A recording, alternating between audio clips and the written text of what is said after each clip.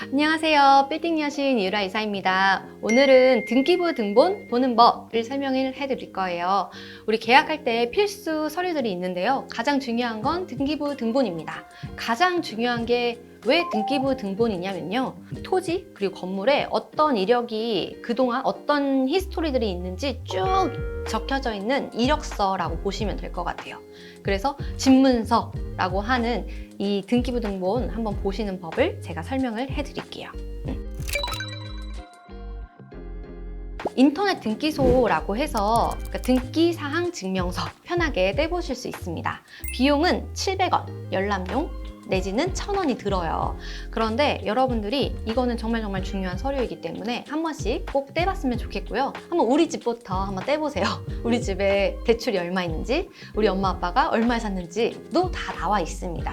그래서 인터넷 등기소 사이트에 들어가서요. 부동산 등기 클릭하시고 그다음에 열람 발급 중에 처음이니까 열람을 한번 클릭해보세요. 그 다음에 주소를 치는 거예요. 그 아래 여러 항목이 뜰 거예요. 근데 그 위에 공동담보 그리고 전세 목록, 매매 목록 이런 게 있어요.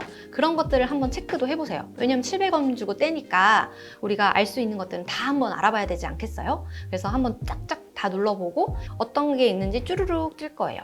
등기에는 총 3종류가 있는데요. 토지 등기, 건물 등기, 그리고 집합건물 등기라는 게 있어요. 이건 종류니까 그냥 알고만 계시면 돼요. 이 서류에는 부동산과 관련된 모든 정보들이 들어가 있다라고 보시면 될 것 같고요. 법률적으로는 사실관계, 권리관계 이런 게 다 표시되는 문서다라고 보시면 될 것 같아요. 그리고 등기를 딱 떼게 되면은 표제부라는 게 있어요. 제가 토지 등기를 하나 떼봤는데요. 토지 등기 번지수 나오고요. 그 다음에 표제부라는 게 있고 이 토지의 소재 지번 그리고 면적, 몇 제곱인지 이렇게 떠요. 그리고 이제 갑구 그리고 을구라는 게 있는데요. 갑구는 옆에 가로치고 소유권에 관한 사항이라고 써 있어요. 을구는 소유권 이외의 권리에 관한 사항이라고 써 있어요. 소유권이 제일 중요하니까 갑구로 다시 위에 올려놨겠죠? 소유권에 대한 건 다 갑구에, 소유권 말고 다른 혹시 이 건물에 대한 이력들은 다 을구에 몰아놓은 거라고 보면 돼요. 갑구는 이제 순위 번호라는 게 있어요. 그래서 우리 그 소유자가 이 건물을 매매로 샀는지 아니면 상속을 받았는지 아니면 중간에 증여를 받았는지 아니면 이 건물을 처음으로 지어서 소유권 보존이라는 걸 했는지 다 알 수가 있고요. 그 다음에 소유권에 관한 사항이기 때문에 소유권에 제한을 두는 게 좀 있어요. 경매, 가등기, 등기를 친다라는 게 이제 소유권을 바꾼다라는 의미로 보통 많이 쓰이거든요. 그래서 가등기는 먼저 등기를 했다 이런 거니까 갑구에 표시가 되는 거고요. 그다음 가처분, 압류, 경매 이런 것들이 있어요. 그래서 갑구에는 이 소유권이랑 관련된 사항인데 이 가처분, 가등기, 압류, 경매 이런 것들 딱 들어도 별로 좋지 않은 단어들이잖아요. 그래서 이런 것들이 찍혀져 있는 그런 부동산은 자세하게 알아보시고 계약을 해야 합니다. 그리고 이제 을구, 부동산은 큰 목돈이 들어가는 그런 재산이기 때문에 을구에는 보통 대출에 관련된 사항들이 굉장히 많아요. 그리고 내 돈을 안 갚을 수도 있잖아요. 그러니까 을구에다가 항상 채권 최고액이라고 해서 근저당권을 설정을 해놔요. 그 채권 최고액은 내가 예를 들어 1억을 빌렸어요. 그러면 채권 최고액은 120% 정도, 그러니까 1억 2천만 원을 설정을 해놓는 거죠. 왜냐하면 이 사람이 이자를 못 내가지고 나중에 은행에서 경매해주세요 해가지고 경매로 갈 수가 있거든요. 그럴 때 못 갚을 이자까지도 계산을 해서 120%를 처음에 아예 등기에다가 설정을 해놓는 거예요. 이 등기를 하는 비용을 내면서 본인들이 안전하게 하려고 이렇게 을구에다가 근저당권을 설정을 하는 거예요. 여러분들도 근저당권을 봤으면 부동산의 총 가치도 한번 확인을 해보고 총 대출 금액도 한번 확인을 해봤으면 좋겠어요.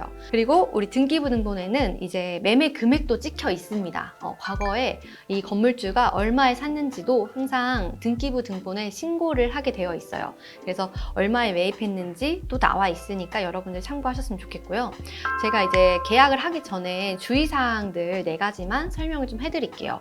일단 등기부 등본 주소지와 그리고 내가 계약할 그 물건의 주소지가 같은지 확인을 해야 합니다.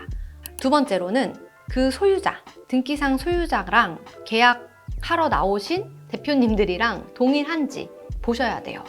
그리고 내가 계약금이라든지 계약금 10%라든지 아니면 뭐 보증금 10%를 입금을 하는 그 계좌가 있을 거예요. 그 계좌의 명의자 분이랑도 다 동일한지 따져보셔야 됩니다. 근데 만약에 그 계약하는 사람이 자기가 통장이 만약에 조금 뭔가 그런 게 있어가지고 자기 친오빠나 네. 부모님한테 달라 그러면 안 하셔야 합니다. 아깝겠지만 정상적인 거래는 아니에요. 조금이라도 부동산 거래를 할 때 진짜 조금이라도 이상하면 일단 하지 않으셔야 돼요. 정말 마음에 든다 하더라도 그런 계약을 하시면 안 됩니다. 그리고 세 번째, 제가 이제 등기 보는 법 얘기해 드렸는데, 이제 선행 근저당권, 그리고 전세권, 임차권 등기, 그리고 갑구의 소유권을 제외한 그런 가압류라든지 압류권들이 있는지 확인을 한 다음 계약을 해야 합니다. 그래서 갑구랑 을구를 둘 다 봐야 돼요. 예, 둘 다 봐야 되고, 조금이라도 궁금한 게 있으면 중개사분께 여쭤보세요.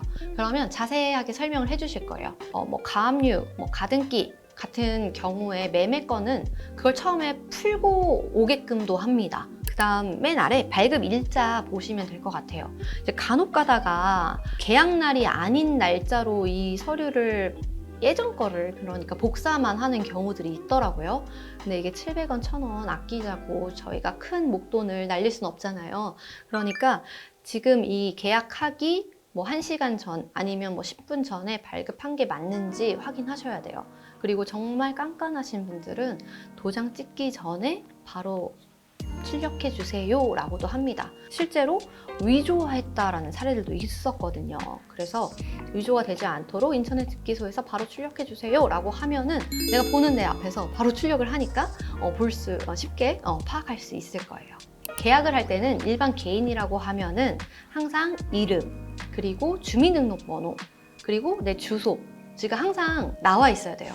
법인이라고 하면 이름도 있을 거고 등록번호도 있을 거고 주소지도 있을 거고 다 이런 신분이 정말 명확한 상태에서 원래 계약을 해야 되는 거거든요. 그래서 조금이라도 의심이 된다 하면은 안 하셔야 합니다.